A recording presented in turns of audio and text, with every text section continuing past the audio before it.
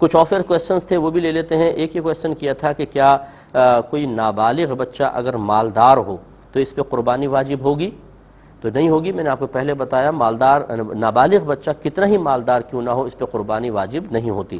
اسی طریقے سے کیا اگر نابالغ بچے ہیں تو باپ پر ان کی قربانی کرنا واجب ہے؟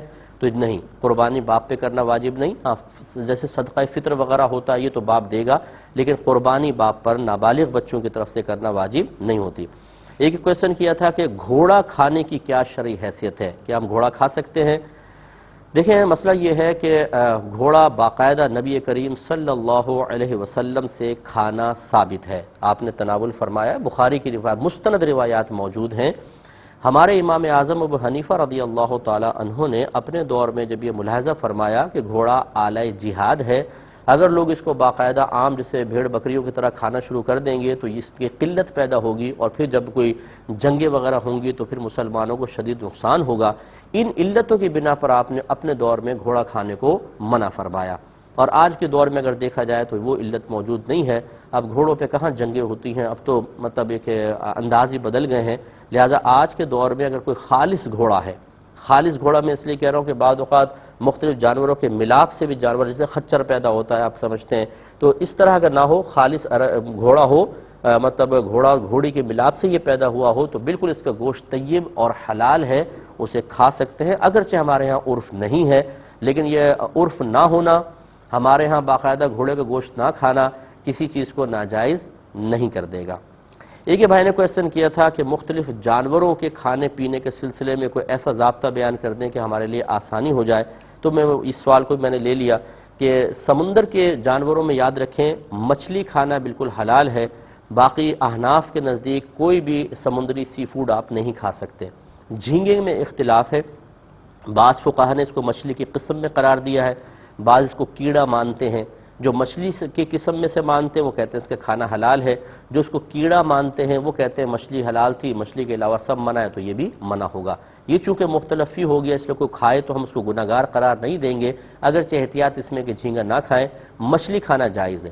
اور یاد رکھیں کہ مچھلی اسے کہیں گے جس کو مچھیرے مچھلی کہتے ہوں، یا آپ کے عرف میں آپ کے شہر میں اس کو مچھلی کہا جاتا ہو، اسے کھا سکتے ہیں۔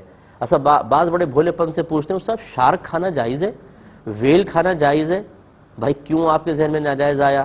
کہتے ہیں نہیں وہ انسانوں کو کھا جاتی ہے، حالانکہ آپ نے ڈاکومنٹریز دیکھی ہو تو ویل یا شارک کبھی بھی انسانوں پہ حملہ نہیں کریں گی، اور یہ بھی مچھلی ہیں، انہیں کھانا بھی طیب اور حلال ہے، یہ بالکل اس میں کھانے میں کوئی حرج نہیں ہے۔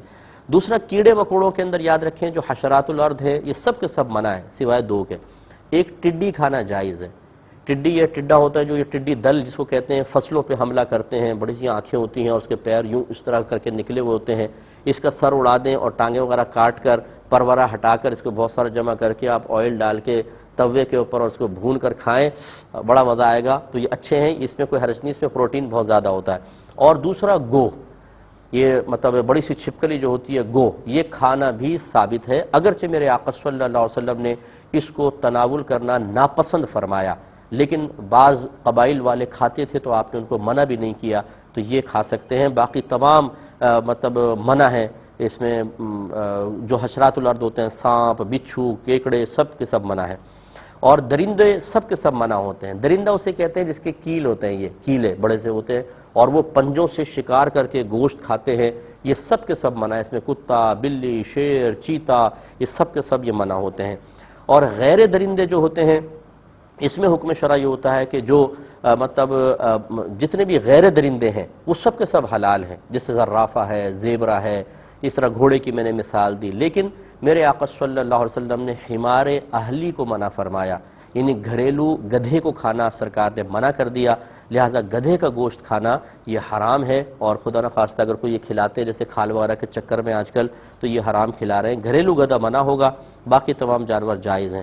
اور پرندوں میں شکاری پرندے جو اونچا اڑتے ہیں اور شکار کرتے ہیں باقاعدہ، چیل، کوا، باز، یہ منع ہے، باقی سارے پرندے بالکل جائز ہوتے ہیں۔ بعض کہتے ہیں سب طوطا کھا سکتے ہیں، مور کھا سکتے ہیں، تو بھائی کیا اس میں منع ہے؟ بالکل کھا سکتے ہیں۔ اچھا جب ہم کہتے ہیں منع نہیں تو ہے آج تک ہم نے تو سنا نہیں، تو آپ نے کیا یہ سنا ہے کہ میرے محلے کے اندر ایک ٹیٹا نام کا آدمی رہتا ہے؟